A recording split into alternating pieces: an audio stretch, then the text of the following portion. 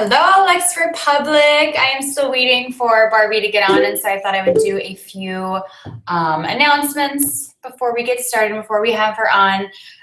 Sales, 21 Day Fix is still on sale through the 12th, I think, the 10th or 12th. Go for the 10th. I think it's the 12th. But it's still on sale, both the 21 Day Fix and 21 Day Fix Extreme. So they're both still $140. They will go back up to $160 after the 10th or 12th. Okay. Sizes on sale. Mention size. Those of you that are dancers and are enjoying size, make sure you're promoting that and make sure you've got a challenge group going for that because it's going to be a hot ticket item. Okay. Sizes on sale for $140. She's installing plugin. She's on her way. Size is on sale for $140. Size Kickstart is on sale for $180.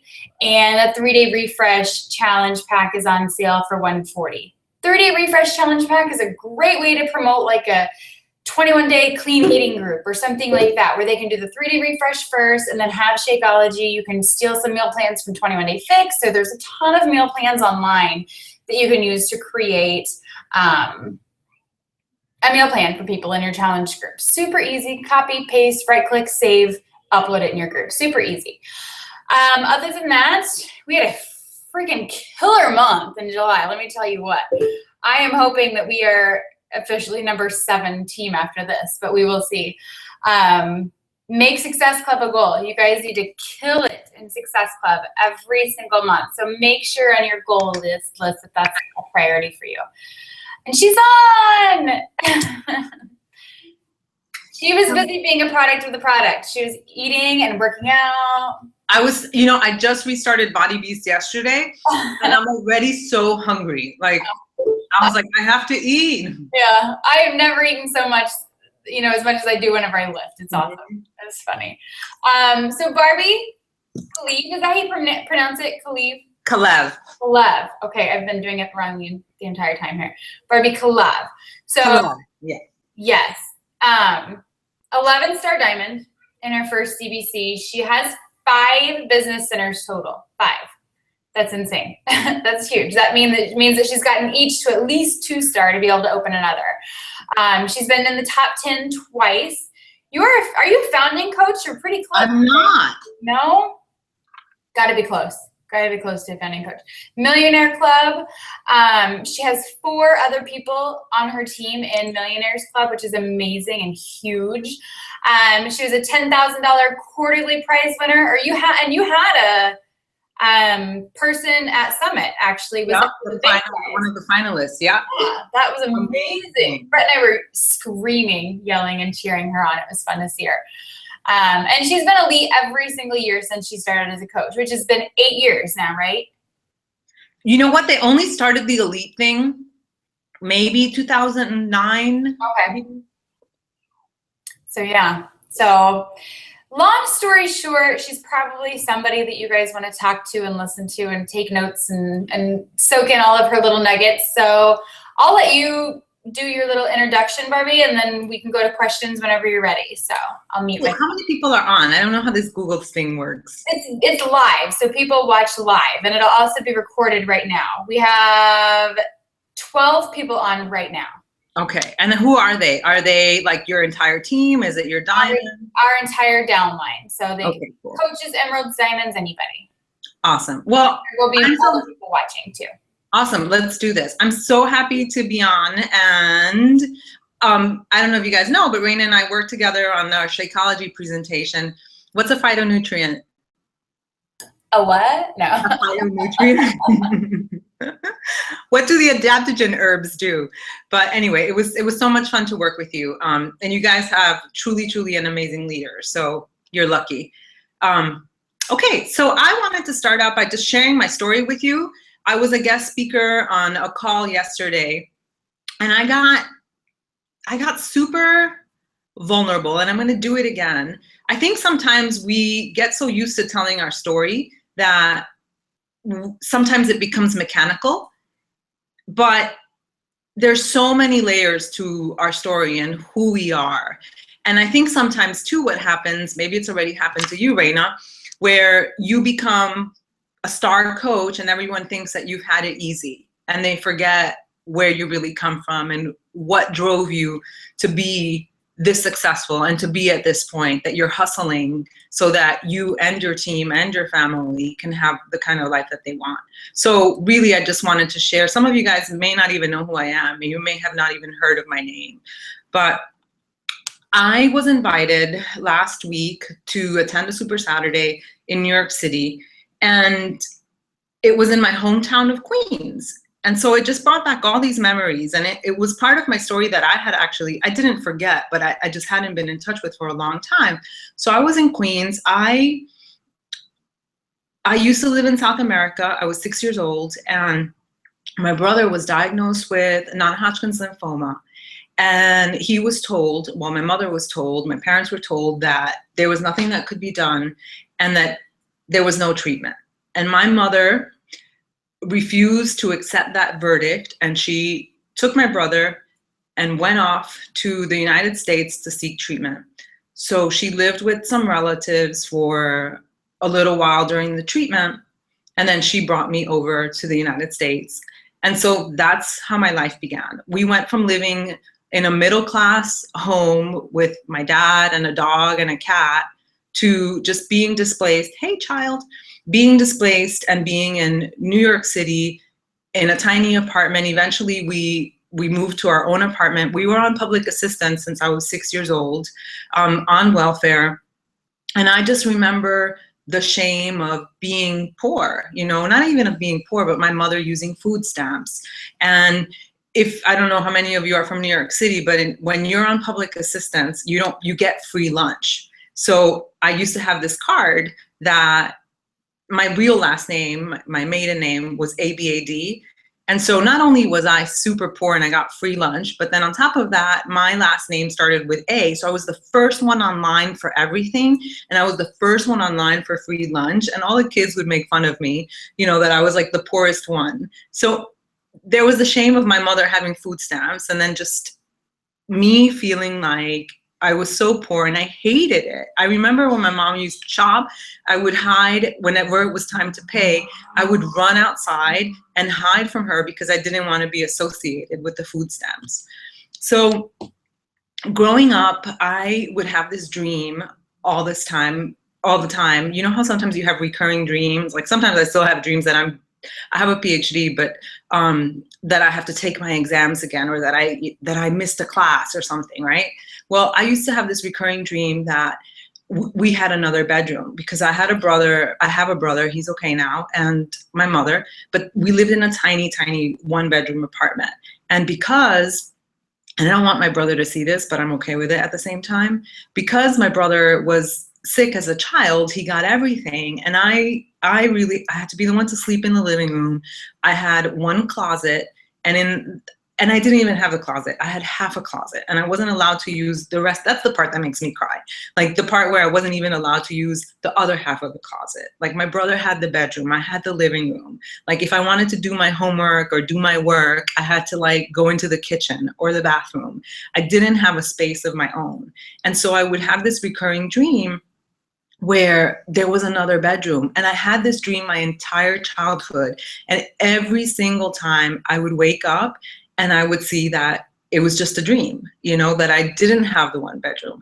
And it's really hard to just explain or to relay that feeling of being stuck. I just felt like I was suffocating, and I couldn't wait to be an adult so that I can create my own life. I couldn't wait to get out of high school so that I can go away to college. And going to college was the best thing ever, because I finally got half of my room. I didn't get a whole room, but I got half of my room. So when we ask, what is it that drives you? I know it was that little girl in me that wanted something more. And I look back to being a child, and I knew from the very beginning, since I was 6 years old, that I was going to work for something better, that I was going to do something better. Around me, everyone was getting pregnant, and I'm not knocking people that, women that get pregnant at, 14, 15, no, I wasn't even thinking of you. Raina, I know you're a young mother, right? How old were you when you had your first child? I had just turned 18. Okay. Yeah. So the norm in my neighborhood was women who were girls. They weren't women. They were 14 years old. I mean, there were girls that were having babies at 12, you know? And I remember in my biology class, I remember there were like 14 girls who were pregnant, and they were like 14 or 15. So I knew that I wanted something different. And I knew that I wasn't going to grow up on welfare. I knew that I wasn't going to like wind up with a loser of a husband. You know, everything that I saw around me, I knew that that wasn't the way for me. And I thought that education was the way. That was my exit strategy. I didn't know about MLM and network marketing. And obviously I didn't know about Beachbody. And so I just worked so hard in school, and I decided after college, I graduated with like 3.99 or 3.98. It was ridiculous, top of my class, because I was trying to distance myself as much as possible from my past and who I had been and who I had grown up around, right? And I decided to go to school and get my PhD. So I got my PhD in French literature. Like, who does that, you know? But I know that the reason was because I wanted to, it was insecurity. You know, yes, I loved French, and yes, I loved literature, but really it was because I was trying to undo my past, you know? And so I finished my PhD. I was married, I got a divorce, my dad died, and I was walking down the street one day, and I decided, and I saw my ex-husband and his girlfriend, who's now his wife, nice lady. Anyway, she had lost all this weight with Beachbody, and I was like, oh my God, how did she do it? Because I was like a serial dieter. I really woke up at 14 years old, and I remember the moment, the day, I remember where I was standing, and I remember saying, I'm fat.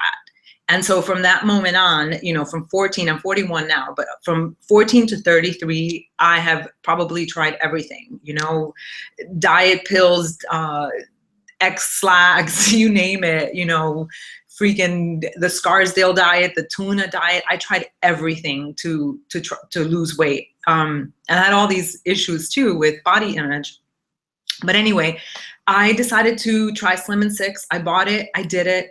And I never intended to become a coach. I just got the results after 6 weeks. I lost 14 inches off my body, I think like 5 inches off my waist. And I just had a newfound sense of confidence. So I decided to become a coach because I just wanted to help people. I really just wanted to share with people what had worked for me. For the first time in my life, like that gives me goosebumps.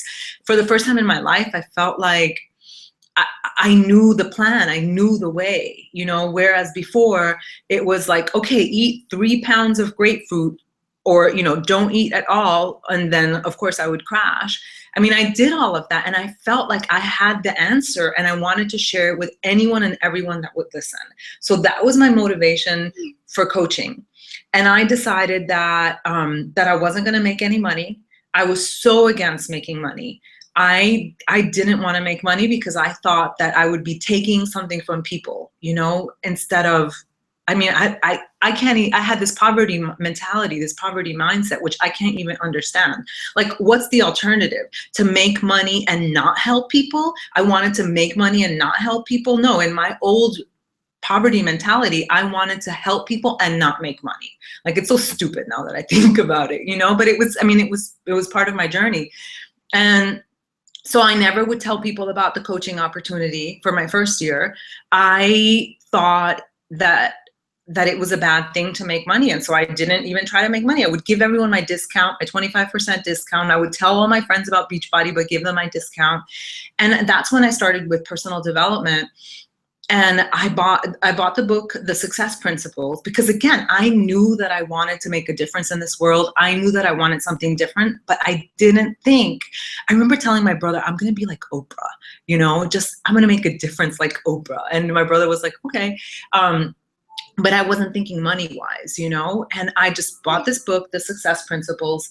And I don't know what it was about that book. Maybe it was through his example of Jack Canfield's example. And I just realized, like, he's helping people. He's amazing. And he's making millions. Like, why? And I wasn't thinking millions. Like, to me, making $60,000, $56,000 as a professor was like, wow, incredible money. And the possibility of making $100,000 with Beachbody was like out of this freaking world, you know? And now I make that in a month.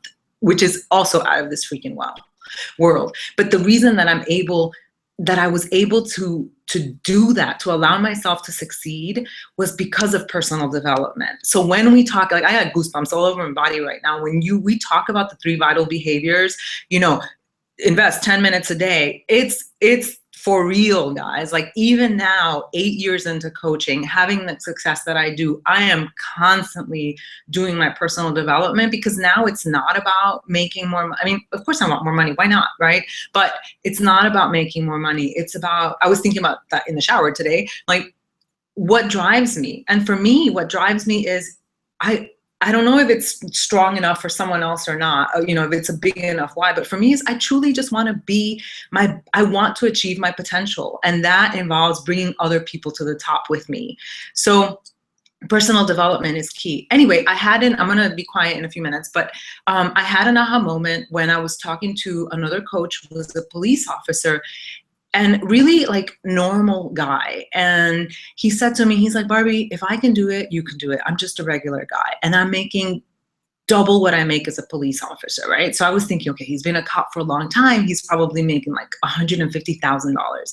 And to me at the time, that was like, oh my God. But anyway, when he said that to me, you know, those moments when, like, the sky opens and you have a breakthrough, and that was me. I was like, I can do this. And I didn't know how the hell I was going to do it. Like, I had no clue. I didn't have my sponsor was a very nice man, a doctor, but he wasn't really working the business.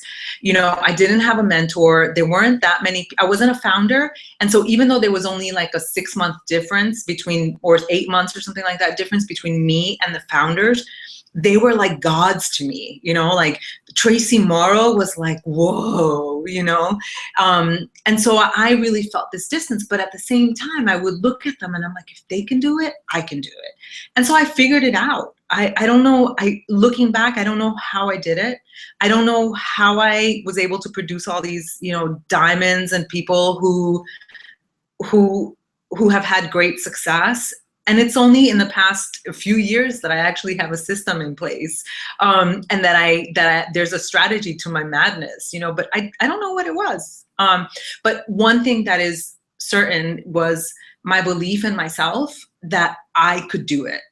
And that hunger that I wanted it, that I wanted something different. And I know where it comes from. It comes from me being a child and me feeling like I was freaking drowning. Like, that feeling is so real. And even to this day, I'm not claustrophobic, but I can't be in ugly spaces. It makes me freaking crazy.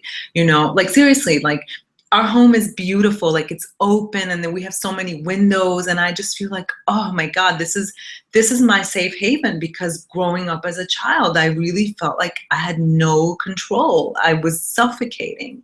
And so that's why I am the way I am, and that's why I work as hard as I do, and yeah, that's all part of my journey. So before I turn it over to you guys again for questions, is just ask yourself, what is it that you really, really want out of coaching? Why are you doing this? You know, and really, it sounds corny, but really, I have a coach with Tony Robbins. I met her today at 11 o'clock, and she had me close my eyes and really envision, like, what do you want for yourself? And what is, if you see yourself as a, you know, as a diamond coach, as a 5-star diamond coach, as a 15, whatever it is that you want to achieve, like, close your eyes and imagine yourself there and ask yourself, why do I want this?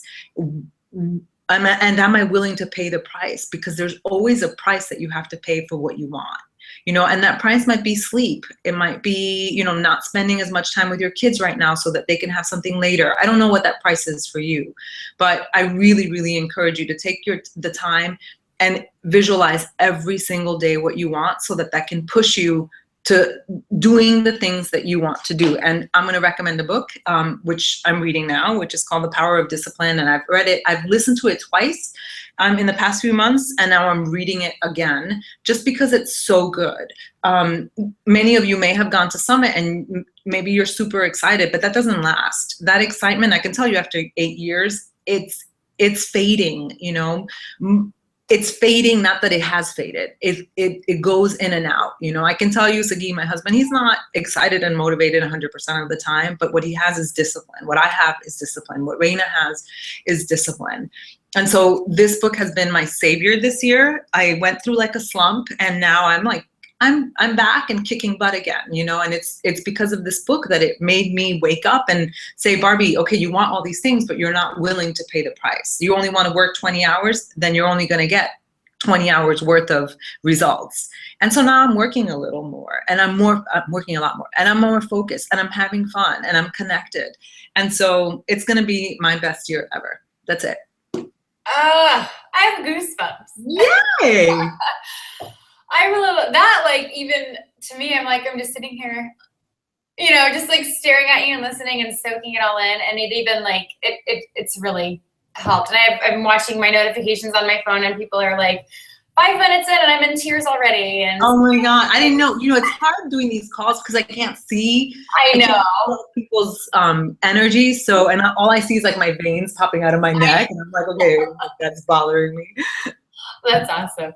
Okay, well, I have a question. Is your ex-husband's wife still doing Beachbody stuff? You know what? Maybe it was a mistake, but I just didn't want to deal with it. So my ex-husband was signed up. He was my first coach. So even though he was my ex-husband, I begged him to let me use his Social Security so I can become an Emerald coach. Yeah. And eventually I made them coaches. Like, she became a coach too, but very nice people, they just never worked. Who came under them? Josh Spencer, Wayne Wyatt. That leg has like 500,000 volume points. And eventually, like, I could have found someone to fill in the spot, but I didn't want to bother, and I just canceled it out. So that was like $1 million spot loss. That is hilarious. Yeah. I would have signed up a fake husband or something. Right? That's awesome. Well, I will go through, we have quite a few questions, and I'll go through some of them and answer, however you want to. Sound good? Let's do it. Okay. What struggles do you still face today within Beachbody, and how do you handle them? So one of my biggest struggles this past year, so I have, little puppy, I have 5 business centers, right? And so in my first business center, I was under the impression, not in my first business center, I was under the impression that if you built a business, that it was going to stay, right? And so I moved on to other business centers, and this past year, like, all of a sudden I lost 4 diamonds, right? And it was really hard for my ego. I felt like a failure. I felt like I'm a bad leader. I can't believe this happened to me. And, you know, one of the struggles was that I was comparing myself to other people, right? So I'm like, you know, so-and-so is 15 stars, so-and-so is this, so-and-so is that. And I'm like, here I was, an 11-star diamond coach, and 4 of my people, you know, fell out of diamond. And so it was really hard on my self-esteem, you know, and one of the things that my Tony Robbins coach said to me a long time ago was, you can't create something positive from a negative space. And so I had to change my mindset. And that was a struggle because I wanted, okay, so that was one struggle, that it was tough for my ego.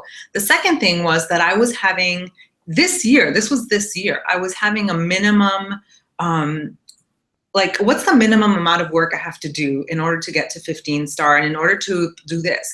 Well, guess what was happening? That minimum set mentality was not getting me anywhere. And so it was Brigitte Linford who did a video, and she said, I don't even know what video, it really just like popped up on YouTube one day. And she said, you know, stop asking what's the minimum amount of work that you have to do in order to reach diamond. You know, stop asking what's the minimum amount of work I need to do in order to reach Success Club. And I was like, yeah, stop. And I was like, wait, no, I'm doing it, you know? And so like a week later, it's really funny how things, if you're looking for signs in the universe or God or whatever to give you signs, you have to be open to receiving them. Right? And so I was. And so my coach said, read this book. And I was like, I've already read Brian Tracy. And he's kind of boring and blah, blah, blah. Well, I read this freaking book, and I was like seriously, I got slapped over the head with this book because it was the same thing that Brigitte was saying. And he said, you know, you have to pay the price. You have to pay the price. So what price are you willing to pay? And I realized I had all these goals, but I wasn't willing to pay the price. And believe this, that whatever attitude you hold, you're going to transfer that to your team. And so I was telling my coaches, you know, get to diamond, do this to get to diamond, do this to be a rock star, do this. But if I wasn't believing it myself and I wasn't doing it myself, that means that I wasn't listening. I wasn't leading by example, and I wasn't being credible. And so when this book came and hit me over the head, and another thing that Brian Tracy said was, you know, there are things that nobody likes to do. Like, honestly, one of the things I don't like to do is I hate answering emails, right? Like, I get so many emails. And sometimes people think that I'm like the FAQ or something like that, right? So, you know, I have to sort through them and whatever. Anyway, my point is that he said, the things that unsuccessful people don't like to do, successful people don't like to do them either, but guess what? They freaking do them. And I was like, oh, so there's nothing wrong with me not liking answering emails, but I do them anyway. And so I just committed to doing the hard work and then just freaking doing it, whether I was tired or not, whether I wanted to or not. And the results are happening. Like this week, so now I'm in my second center, I'm 8-star qualifying, it's happening. And I see other diamonds popping. You know, I'm this week I should be back to 11-star. So now I can build back up to 15-star. I've changed my mindset of minimum mentality. What is the minimum that I want to do? I'm not going for 15-star. I'm just going to go for popping fucking, sorry. Sorry. I'm like for freaking popping diamonds like left and right. I'm not keeping score. I'm not saying I'm going to do the minimum. Sorry, guys. I'm not keeping score and saying like, I'm only going to do this much to get to 15-star. No, sorry. I made you blush. I know. I'm like, oh my gosh, this is so funny. Sorry. I'm going to just do whatever I need to do to help my coaches succeed. And so another thing that has changed, and my husband has noticed, he's like, you're really different. It's like night and day, is that I'm really focusing. Yes, I have my goals, but I'm really focusing on my coach's journey and how I can be of service. And so when I tell you to visualize what it is that you want for yourself, I'm doing that too. And like today, I don't know if you know Pearl personality, Danny Johnson, right? But I'm a Ruby personality, which means that I'm a doer. I'm very results oriented. I'm more emotional now than I was before, but I'm not like a touchy-feely kind of person. If you and I talk, it's like, okay, what do we need to do, right? So I've just become I've begun listening more and caring more and really like trying to find out more and connect more.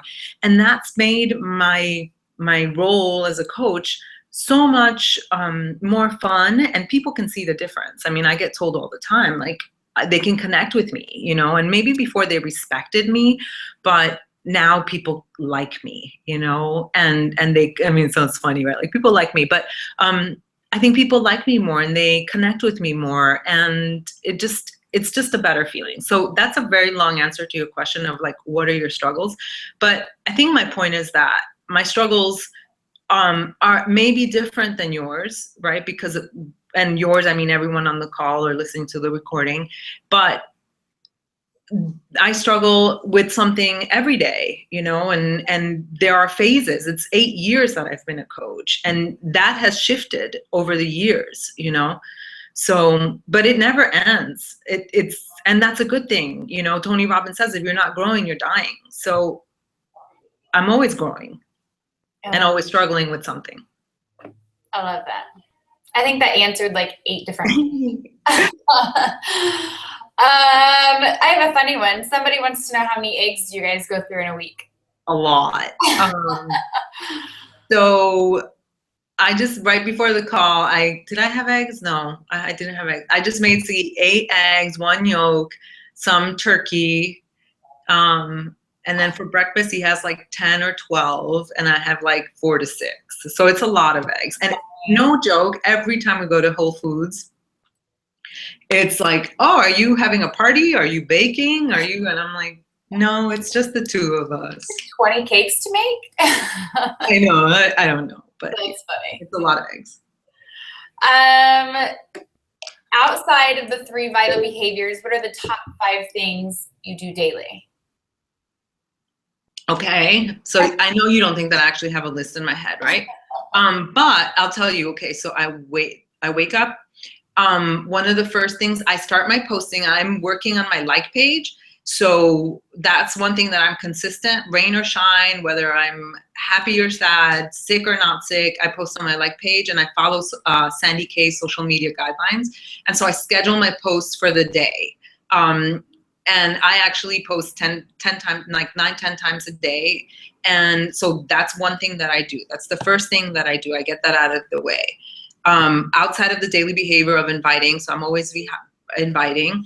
Then I go into my my coach groups, and then I just post something. And actually, I can't share my screen here, but I have my goals. So I work around my goals. I have 4 goals right now, right? So my first goal is to solidify the diamond in my first CBC, right? I put my 5th CBC in my first CBC, my business center. My second goal is to, and these are smaller goals, to solidify my mom's diamond. You know, my third goal is to reach the 8-star, you know, and make that happen. And then the 4th goal is to end the year as 15-star qualifying, right? So those are my big goals for the year. So what I do every single day goes around like these goals, right? So every Sunday or Monday morning, I like to do it on Sunday, but I don't always get to do it on Sunday. I sit down and I look at my goals, and I'm like, are these goals still my goals for my business? And I say yes, no, and if they're not, I change them, right? And I do that every single week. And then I say, okay, I ask, if my goal is to solidify my mom's diamond, what do I need to do? And I ask that question and I answer it, okay? In order to do that, I need to make sure that so-and-so and so-and-so are solid emeralds and that they're growing. And so I'm supporting them. So this week, I'm going to support this person and this person.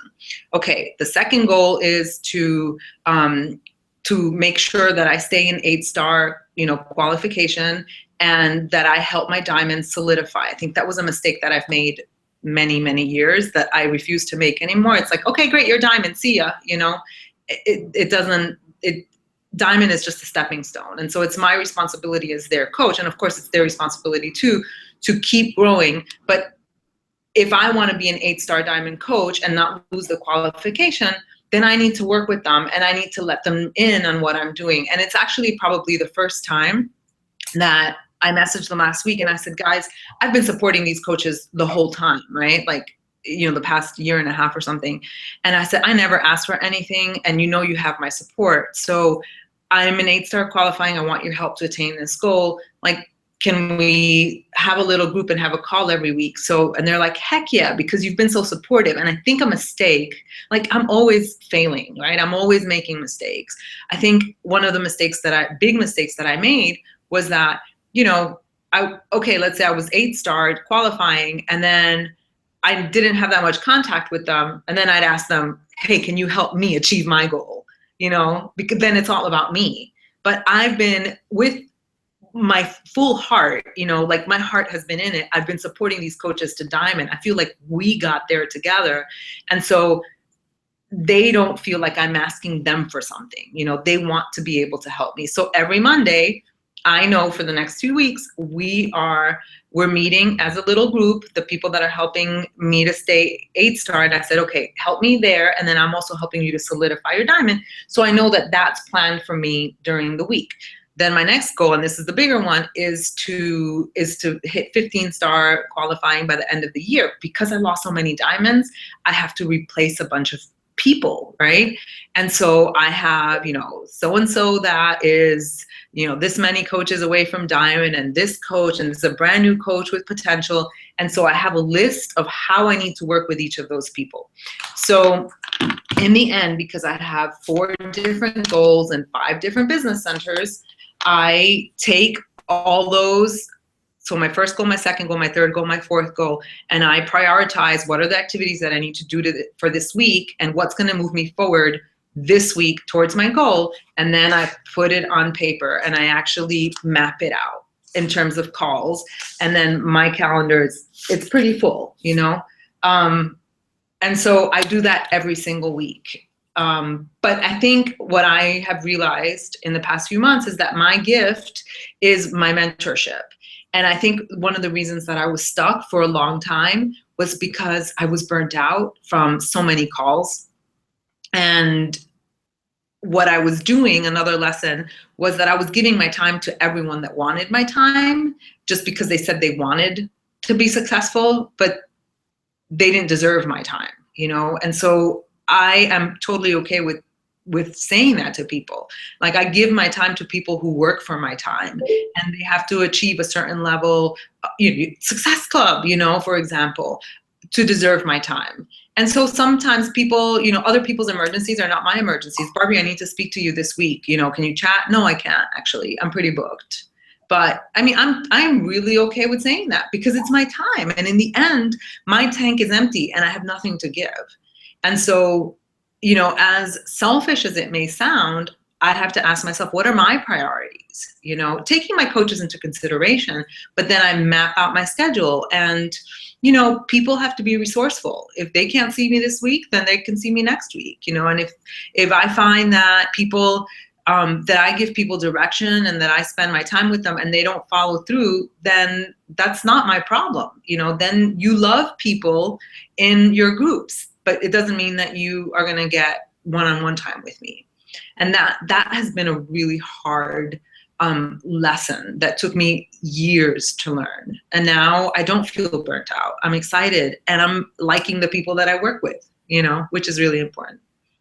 Yeah, I changed.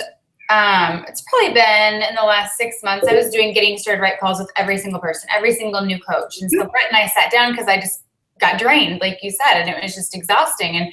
And we really had to start going by that 80-20 rule, spending 80% of our time with the top 20% of our team. And so I know for a lot of new coaches and even old coaches who are still, you know, coached to emerald rank, it's hard for them to soak that in, and they kind of feel like it's not fair maybe. But as a coach with so many coaches, or even a diamond, we have to be very careful with who we, you know, spend the time with and invest time with and stuff like that. So right, you have to show that you're willing to do the work. I mean, I've seen your GSR video. You remember you sent it to me. Yeah. You know, you give such clear directions. Why would you be a parrot and repeat that every single time? And I was the same. I was doing the same thing. Why would you do that? So if that person cannot follow through and do the steps, set up their sites, you know, I mean, your presentation style is so clear, so nice. That slideshow that you have is great. If you can't do that, then you do not deserve Raina's time. I mean, it's that simple. You heard it from her. Yeah, no, absolutely. I have no problem saying that. I love it. I love it. One of my coaches did ask what your most impactful personal development was. Is it the book you showed? The No Excuses? You know, everybody wants to know that, and it just depends. Like, if I were back in 2008, the book was The Success Principles. Had I not read that book, I don't know what would have happened, but it was that book that made me make the decision that I'm going for it, and gave me, I didn't have a mentor. I didn't have support. I didn't have tools. That was my Bible, you know? And then later on, it was Tony Robbins, you know, just attending a live event. And then, you know, this year it was The Power of Discipline. So it's not any one magic book. It's the continuation of the constant learning and investing in yourself in personal development. What I would advise, just because I tell you, you know, read No Excuses, you know, The Power of Discipline, don't go and read this book. See what it is that you need. If you struggle with, you know, if you struggle with discipline, then read this book. You know, if you struggle with, I don't know, whatever it is that you struggle with, find a book and ask for recommendations, you know, that help you address that thing that you're dealing with, you know. So it's not one magic book, but attending events, Tony Robbins, that has been one of the greatest influences for me.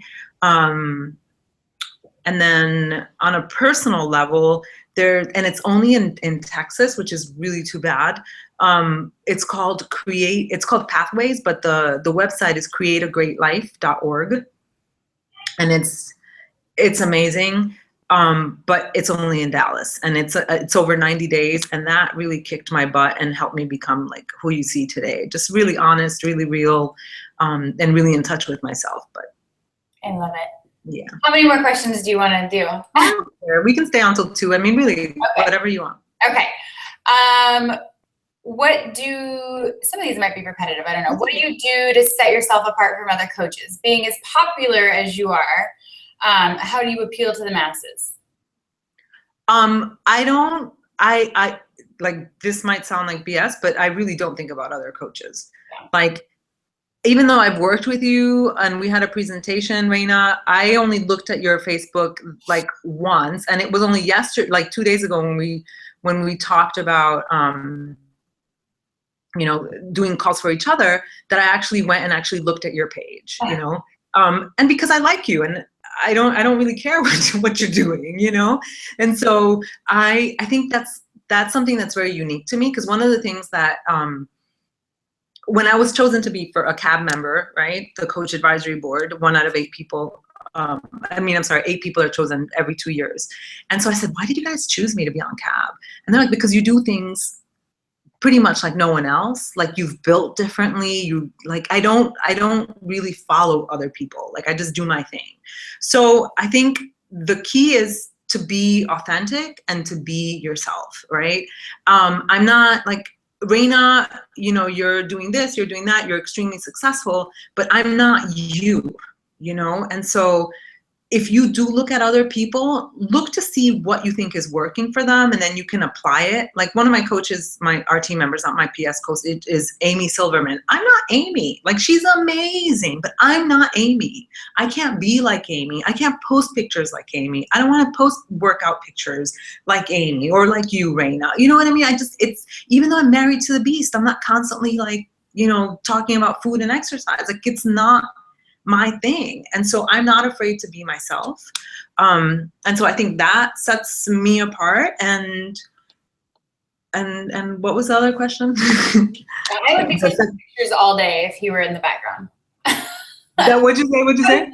I'd be taking pictures all day if you were in the background at your house. I know. Well, sometimes he won't let me. He's like, what are you doing, babe? I'm like, nothing. He's like, I didn't even see you take that. Yeah. Yeah. Yeah, so that pretty much answered it. That was good. Okay. That's a good question. Yeah. How do you, because I feel like a lot of people are, you know, they're trying to be Amy Silverman, they're trying to be Lindsay Matway, and they're like seeing all these successful coaches, and can I say something about, they're not them. Yeah. No. Look at, if you guys go to my page, right? Okay, you look at Lindsay, for example. Like, even when she's not looking, you know, all made up, she still looks super cute, you know, like her hair is like in a neat little ponytail. You guys go to my videos, I'm a freaking mess, okay?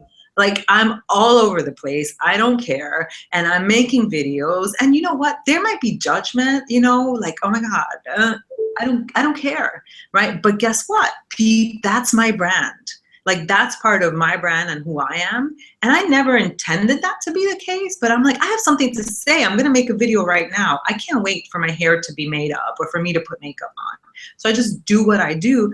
And what I've noticed is I attract people that are real like myself. And that is my brand. And so if you want to attract someone, you know, if you want to attract people that are this or that, then be that, you know, but I'm real. I want to attract people like myself. I can't be, if I were to be all made up in all my videos, like, that's just not who I am. And so it wouldn't feel authentic to me, you know? I love that. That's a good point. That's it. Just be you. Yeah. How do you motivate your coaches to want rank advancement, to emerald, to diamond? And how do you find those quality coaches? I think that ties back to the other question. How do you find what? Quality coaches. Yeah, that's a really hard question, a good question. Have you figured it out, Reina? I know, I wish I had. I mean, I always tell people, I'm like, just be you. You are who you're going to attract. If you want hardworking people, be hardworking and put that out there. And so that's just my answer. Yeah. And John Maxwell says, that's a great question, right? So John Maxwell says that you cannot attract, so on a leadership scale of 1 to 10, right? If you are a level 10 leader, you can attract people that are level 10. If you're a level 3 leader, so like very new in like your leadership skills, you're not going to attract, unless it's a fluke, you're not going to attract someone that's a level 10, right? Because no, I mean, that happened with me. I signed up under someone when I became a customer. I was assigned to someone who never wrote back to me, you know, and I decided to make it despite, you know, the lack of support. But if you want to attract better people, you have to become better. That's the law. So I can tell you now that I'm clearer on what I want to attract and who I want to attract. And for me, the discovery, it was always a fact, right? Remember I just said in the beginning when I was telling my story that I've always had belief, right? That's been like a revelation for me, because I tended to, all these years, I've tended to attract coaches that I've had to sort of drag, you know, and it is a numbers game. It is a numbers game, and, you know, but now I'm more deliberate. And I think the reason I had this breakthrough, and I hope you guys are seeing it, that I'm constantly growing, constantly investing in myself. I was watching Amy Silverman's video. She posted a video, and again, I don't watch a lot of people's stuff, right? But I happened to see this video, and she was saying that even though she was, you know, she was alcohol dependent and, you know, struggled with substance abuse, she always had one quality, and that no matter what, she was extremely hardworking. She always had a full-time job. She was in school. She was doing a million things. Even with drugs and alcohol, she was extremely hardworking. And I was like, that's the quality that she has, and that is her driving force, and and why she's so successful, right? So I asked myself that same question about myself. What is it about me that allowed me to succeed more than other people, you know, more than the average person?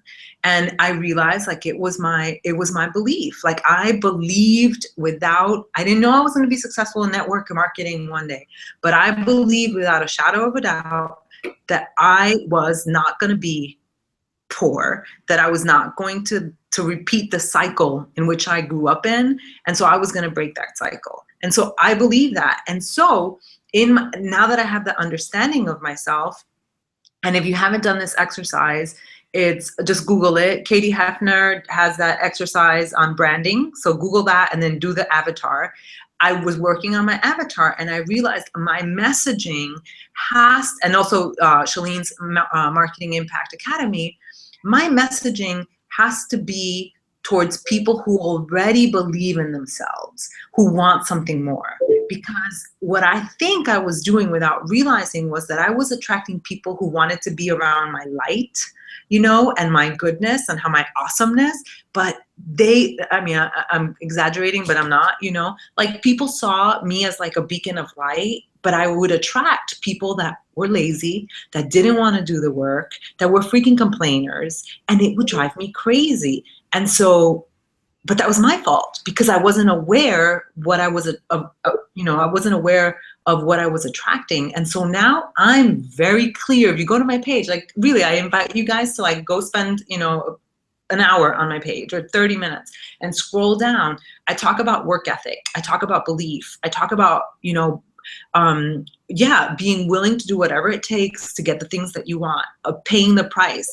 And so I hope I'm not attracting lazy ass people, you know, and I've seen a big difference in the quality of the people that I'm attracting because of the message, you know, that I've been giving out. Whereas before I wasn't aware of that, you know, and so I would attract really needy people. And if there's one thing that I don't have tolerance for is like laziness, you know, and people who are just like, I can't, like it drives me crazy, you know. So it's like either you do it or you don't do it. I understand that we all struggle. I understand that we sometimes all struggle with belief, but you have to have some level of belief where, you know you could do this. You just need some guidance. I love that. Preaching to the choir. Right? I love it. I love it. I love it. Do you still get negative feedback? If so, do you fill them with kindness or let it go, or what do you do? How do you handle it? Anybody? Is that you? What'd you say? I said from who? Yeah, I don't. Yeah. Do you still get negative feedback? I'm guessing she's probably talking about like your following. Or have you ever? Yeah, I'm sure. And that's another thing. Like certain people focus a lot on haters, and that's so not me. Like I don't have time for that, you know? I don't care. Like I really mean it. Like I don't care, you know? And I have to tell you, like as Sagi's wife, you know, like sometimes I get this question all the time, like, don't you find it intimidating that, you know, you're with the beast and you have to like look a certain way or like act? I'm like, no, I don't give a shit. Like, and you know what? That's why he loves me, because like I am who I am, and he's not with me because, you know, my hair is this or that. You know what I mean? So that's one of my strengths. So no, I don't care. And then I don't get a lot of hate. I'm not aware of it. And if I do, I delete it because I don't have time for that. I will tell you, this is the first time this has happened in my whole career as a coach. I really feel like I'm loved by the network. People that know me, I'm well respected. I have a good reputation. But I had this coach who I was really telling her, listen, you know, you want to achieve something, Success Club is the way. You don't ever make Success Club. Like that means you're not even helping 2 people. Like you don't get any points.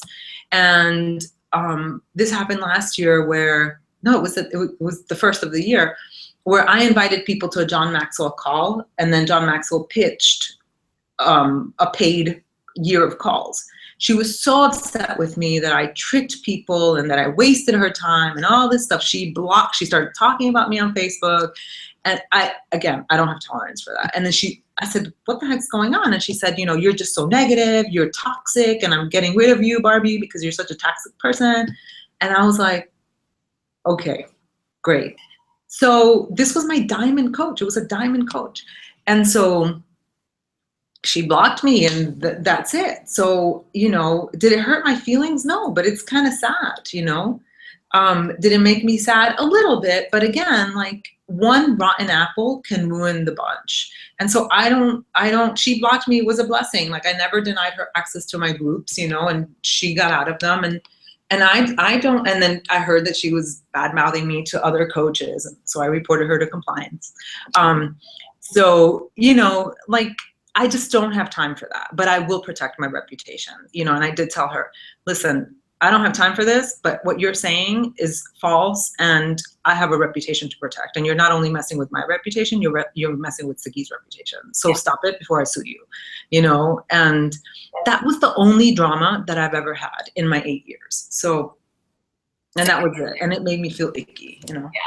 Yeah, that's a good answer. So ignore them because they're not worth it. Why keep it, you know? Yeah. Somebody said, I want to hug her. She's awesome. Aw, you can hug me.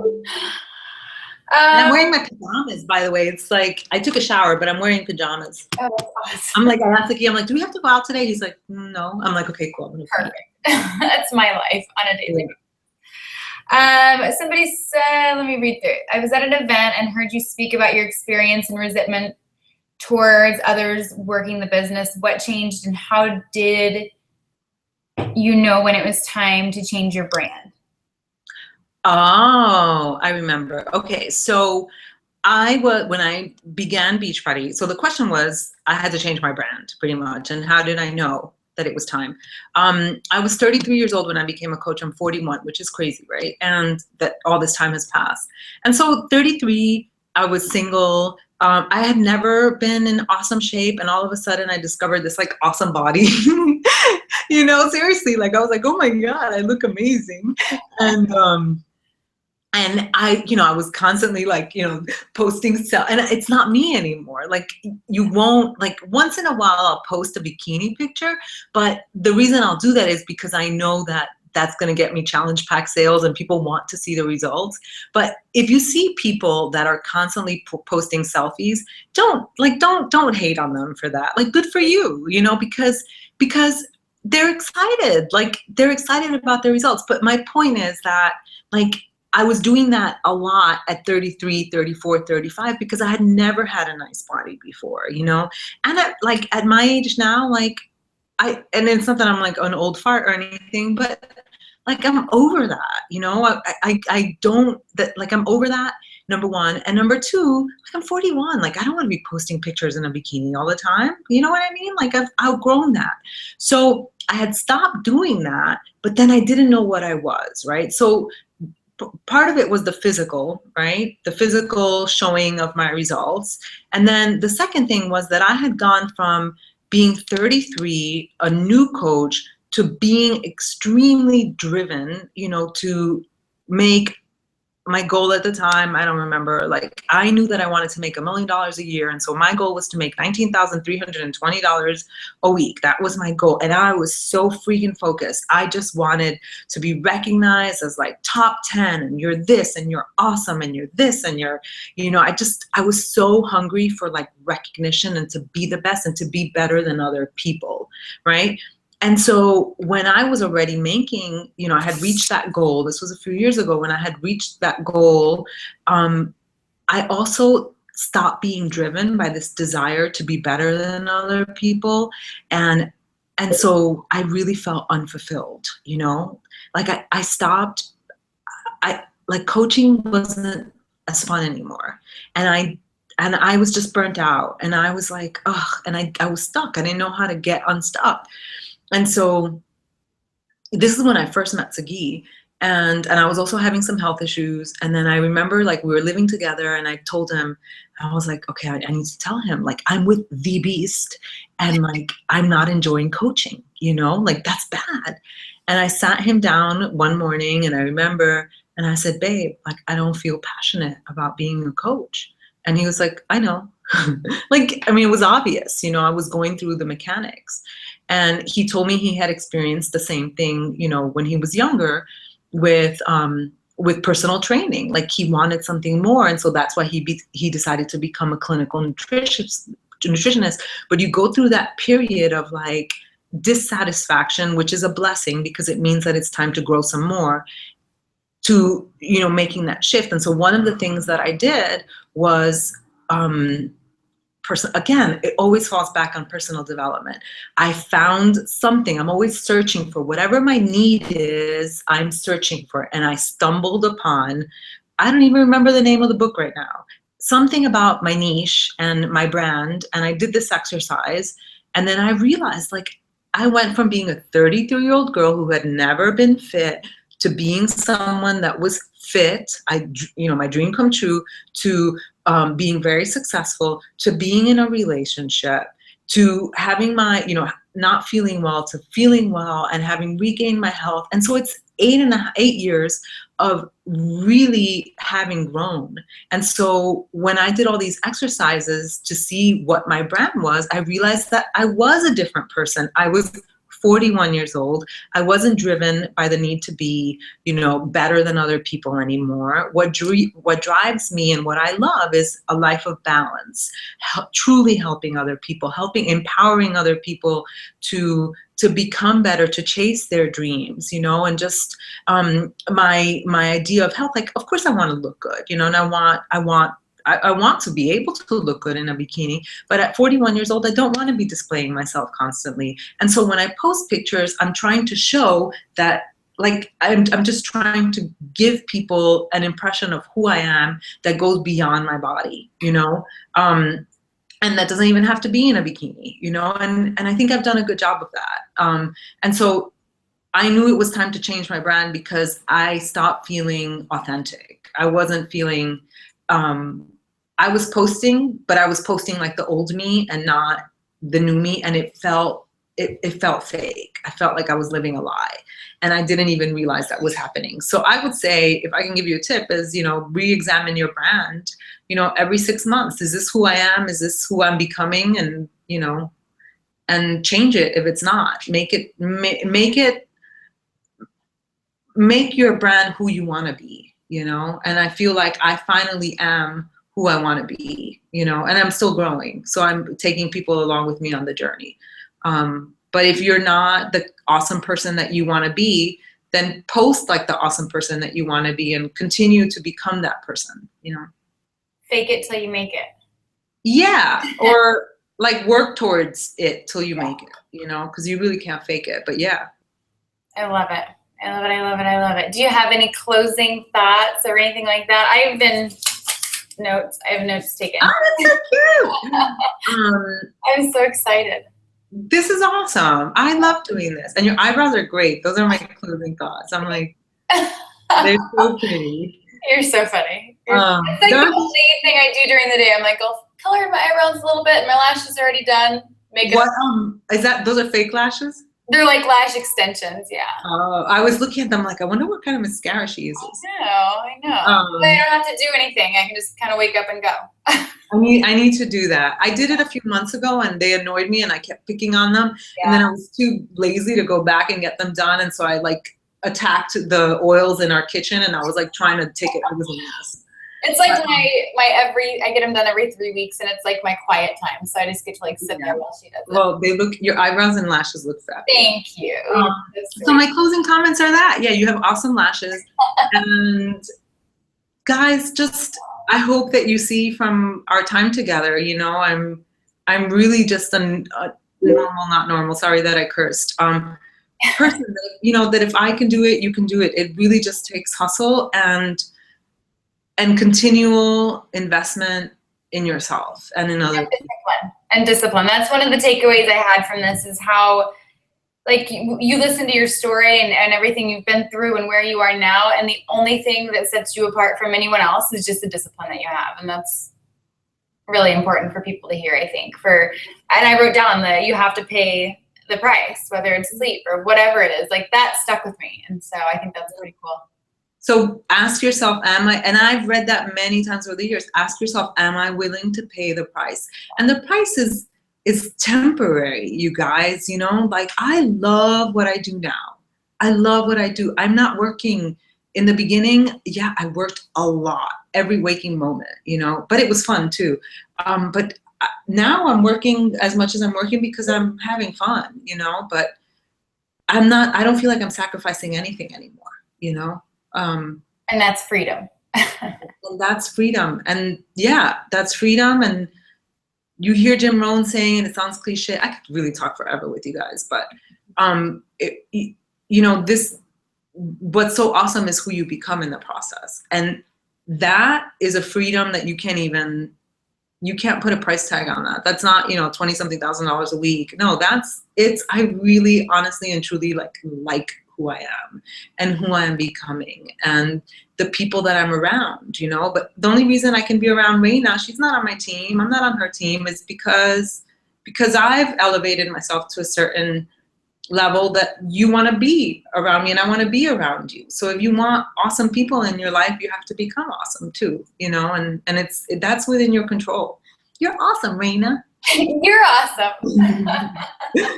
Anyway, thank you for having me. Yeah, you're welcome. Thank you for hopping on. I really, really appreciate it. I know that it's helped a lot of people. If you could hear ding, ding, ding on my. I want to hear the ding, ding, ding. It was coming through. Everybody's really excited about what you said. So can I see your board before you let me go? Because I've been looking. I'm like, I want that board.